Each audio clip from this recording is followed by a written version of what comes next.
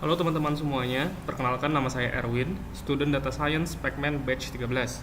Kali ini saya mendapatkan kesempatan untuk mempresentasikan proyek saya terkait data visualization.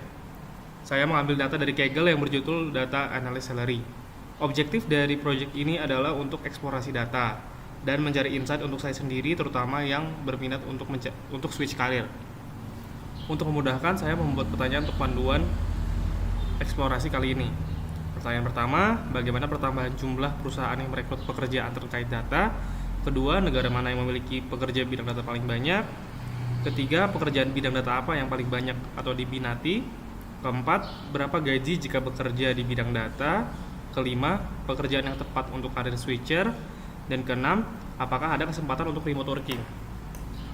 Oke, jadi dataset ini berisikan sekitar 3.700 data dari 72 negara di dunia dan dari 93 pekerjaan yang berbeda. Di sini kita bisa lihat ya teman-teman, kalau pertumbuhan dari pekerja dari tahun 2020 ke 2023 naik drastis dari hanya 76 yang disurvei dan sekarang sudah mencapai 1.785 di tahun 2023. Perlu dicatat juga ini merupakan data hasil survei, tapi masih ada kesimpulan yang bisa kita tarik kalau pekerja di bidang data bertumbuh secara pesat. Dan kalau kita lihat persebarannya, hampir di seluruh negara di dunia terdapat pekerja di bidang data, walau masih terkonsentrasi di Amerika Serikat. Kita juga bisa lihat di negara-negara benua lainnya, seperti di benua Afrika, itu masih sedikit jumlahnya. Lalu, pekerjaan apa yang terbanyak dari hasil survei ini? Yang menempati posisi pertama ternyata adalah data engineer dengan angka 1040 pekerja, kemudian disusul dengan data scientist di 840, dan posisi ketiga ada di data analis dengan angka 612. Ketiga pekerjaan ini juga cukup banyak di Indonesia, jadi buat yang mau switch karir bisa pelan-pelan bangun skillnya di bidang ini. Kemudian teman-teman kita juga bisa lihat di sini hampir 99% pekerjaannya full time ya. Dari 3.718 bekerja secara full time dan hanya 17 yang bersifatnya part time, 10 yang bersifat kontrak dan sisanya 10 lagi adalah freelancer. Kita bisa katakan bahwa perusahaan membutuhkan pekerja yang punya kemampuan di bidang data dan dianggap bisa berkontribusi positif, serta dibutuhkan secara berkelanjutan nih dengan kita melihat hubungan kerja yang seperti ini.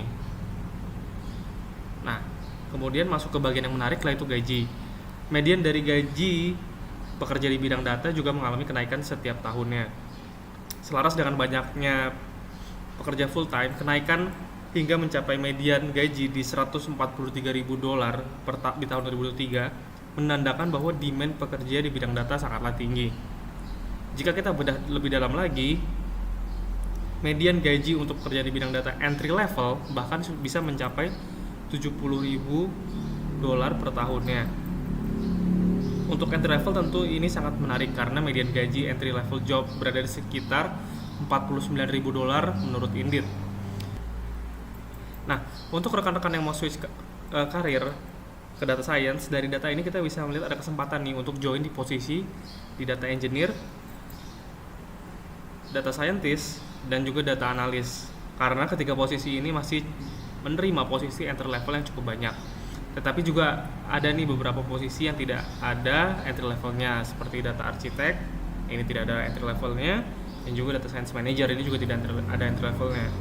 Jadi untuk rekan-rekan yang memang mau switch karir ke data science, kita bisa ngelihat tiga pekerjaan utama ini nih, data engineer, data scientist, dan data analyst, karena masih banyak entry level yang direkrut di ketiga posisi ini. Nah, sekarang kita masuk ke salah satu faktor yang mungkin dipertimbangkan beberapa orang dalam bekerja, yaitu remote working. Nah, terlihat kalau di negara-negara Amerika Selatan, Timur Tengah, dan Afrika Utara masih punya rasio remote working yang tinggi, karena warnanya ini semakin hijau pekat ya. Dan dibandingkan negara lain seperti negara-negara yang ada di China dan Rusia, itu sebenarnya lebih kecil ya untuk rasio remote workingnya.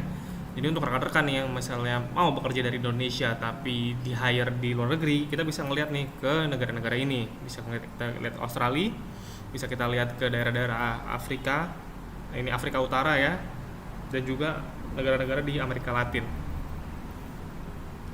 Jadi untuk rekan-rekan yang mau remote working bisa nih mencari referensi ke sini. Selanjutnya nih, apakah ada perbedaan gaji dari orang yang bekerja secara full remote dan partial remote dan bahkan no remote sama sekali. Kalau misalnya dengan logika sederhana, kita pasti berpikir bahwa yang tidak ada remote sama sekali, yang no remote working, akan lebih tinggi gajinya dibanding orang yang punya kesempatan untuk full remote atau partial remote. Dan di data ini terbukti bahwa yang no remote itu median gajinya memang lebih tinggi dibanding pekerjaan yang full remote dan partial remote.